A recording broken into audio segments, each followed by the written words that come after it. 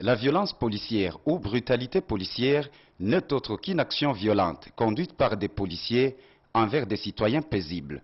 Elle devient bavure policière dans le cas le plus grave, en particulier dans le cas qui conduit à la mort de la personne violentée et généralement lorsque la violence policière s'est faite dans une opération commanditée par des autorités publiques. Au Burundi, la brutalité et la bavure policière se sont déjà commises. La liste des cas n'est pas exhaustive.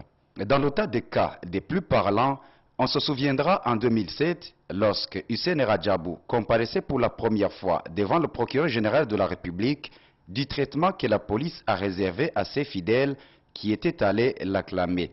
Il y a eu des blessés. Le 14 mai 2010, alors que la famille de Feu Edi, ancien militant du parti MSD, et les militants du même parti sortaient de la cathédrale Regina Mundi pour une messe de requiem, les policiers ont violemment dispersé la foule. Il a fallu l'intervention du curé de la paroisse pour que le corps sans vie de Feu Edi soit acheminé vers sa dernière demeure. Le 8 avril 2011, les organisations de la société civile se rassemblent au siège de la Ligue ITK pour une marche pacifique dans le cadre de la campagne Justice pour Ernest Manirumva. Les policiers conduits par David Nikiza et Désiré Ouamahoro sont vite intervenus pour interdire la marche.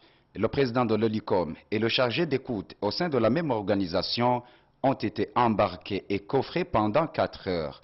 Le 16 octobre 2011, la police s'introduit dans le campus Mutanga de l'Université du Burundi pour une fouille et perquisition dans la chambre 372.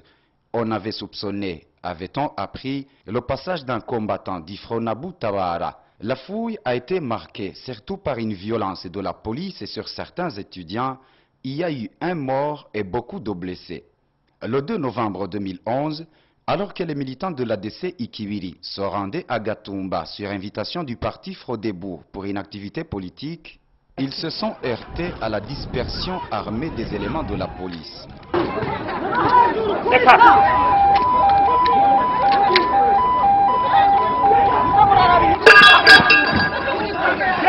Des anciens dignitaires du pays ont été battus et traînés par terre.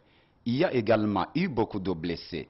À Boussinde, il n'y a pas longtemps, la police s'est lancée dans une opération très musclée de violenter les adeptes de Zebing Ndakumana. Il y a eu des centaines de blessés et certains morts, comme Thérèse Mukashema qui a succombé aux coups des policiers qui l'ont enterré dans un endroit jusqu'à présent inconnu. Le 5 février 2013, un policier de la position du pont Narangwa tend la corde à un conducteur de moto-taxi qui avait un client sur sa moto comme pour les arrêter. Les deux sont tombés et le client y a laissé sa vie. Les motards n'ont pas tardé à réagir et le policier a écopé de 20 ans de prison. Ce qui est arrivé aux journalistes ce mardi n'est donc pas la première pour une police qui se veut moderne, professionnelle, républicaine et proche de la population surtout.